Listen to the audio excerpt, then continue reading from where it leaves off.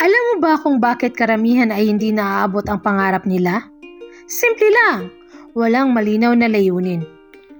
Pero, hindi mo kailangang magpaiwan.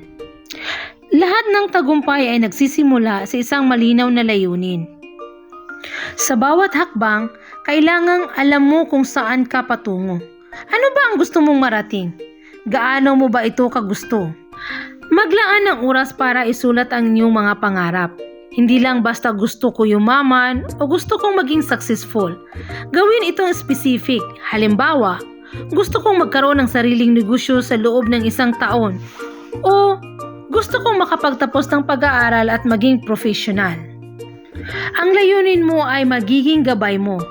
Ito ang magsisilbing liwanag kapag dumidilim ang daan at lakas mo sa mga oras ng pagsubok. At tandaan, hindi sapat na may layunin ka lang. Kailangan itong sabayan ng aksyon. Simulan mo ngayon, maliit man o malaki basta tuloy-tuloy.